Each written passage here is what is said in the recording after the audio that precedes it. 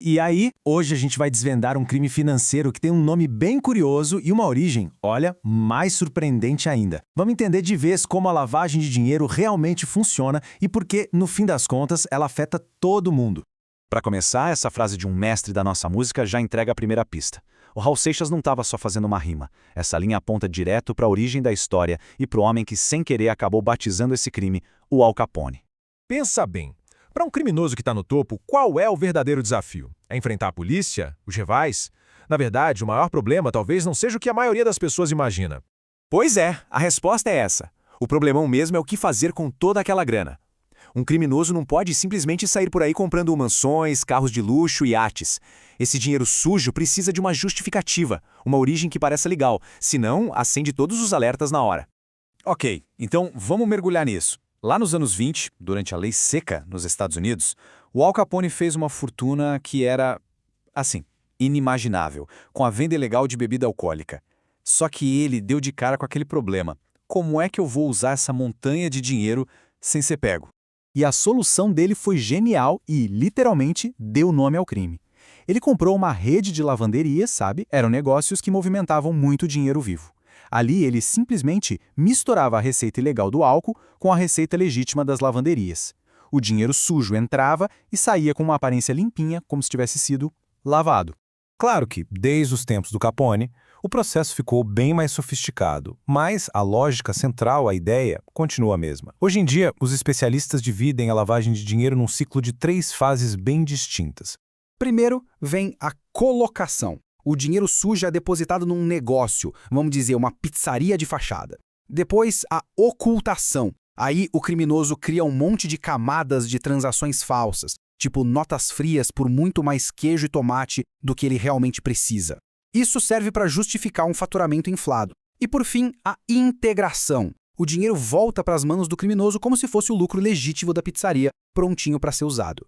E aqui a gente vê uma tática real usada na primeira fase. Para evitar que os bancos avisem a UIF, a Unidade de Inteligência Financeira, sobre transações suspeitas, os criminosos quebram o dinheiro. Em vez de fazer um depósito de 400 mil, eles fazem 10 de 40 mil. Essa prática é conhecida como smurfing, como se fossem vários smurfs pequenininhos fazendo o trabalho sujo. Curioso, né?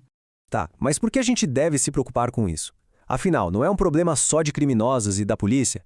A verdade é que os efeitos da lavagem de dinheiro se espalham e muito por toda a sociedade. Esse dinheiro lavado financia mais tráfico, mais corrupção, mais violência. Ele também cria uma concorrência desleal que é terrível. Pensa, um restaurante que é fachada não precisa ter lucro de verdade. Ele pode vender comida a preços impossíveis, quebrando o negócio vizinho que paga todos os impostos em dia. E é justamente seguindo o rastro desse dinheiro que as investigações conseguem descascar a cebola da organização criminosa para chegar nos chefões que estão lá no centro de tudo. Então, o ponto crucial da luta contra a lavagem de dinheiro é esse princípio econômico aqui. A ideia é tornar o crime um mau negócio.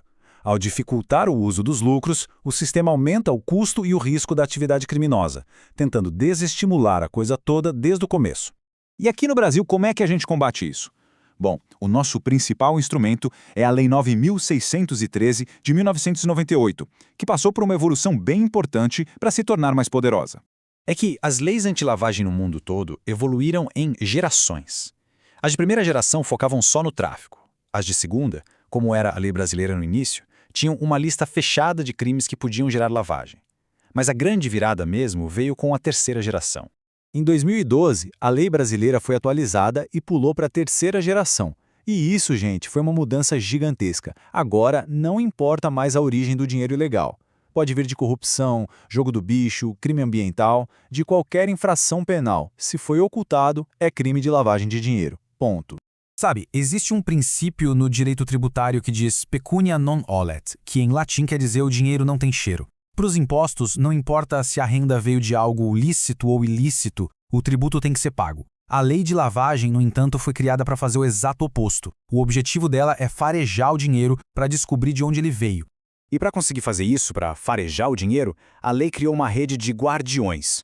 Todas essas entidades que a gente está vendo, bancos, joalherias, imobiliárias, são obrigadas por lei a reportar transações suspeitas ou de valor muito alto para a UIF, a nossa Unidade de Inteligência Financeira. Elas são a primeira linha de defesa, ajudando a identificar movimentações estranhas antes que seja tarde demais. Mas não é só a prevenção. A lei também tem os mecanismos processuais muito inteligentes, que garantem que os lavadores não escapem por qualquer brecha jurídica. Uma pergunta que sempre aparece é: se a pessoa que cometeu o crime original, o tráfico, a corrupção, não for condenada, o responsável pela lavagem também se livra? A resposta para isso é uma das maiores forças da nossa lei. Aqui está a grande sacada. O crime de lavagem é autônomo. O que isso quer dizer? Que para processar quem lavou o dinheiro, os investigadores não precisam provar ou esperar a condenação pelo crime original. Bastam fortes evidências de que o dinheiro tem origem ilícita. Isso impede que os lavadores se escondam atrás de desculpas técnicas. E as consequências são sérias, viu? A pena pode ser aumentada de 1/3 a 2/3 se o crime for praticado de forma repetida por meio de uma organização criminosa ou, algo mais recente, usando ativos virtuais como criptomoedas, que tornam o rastreamento ainda mais difícil.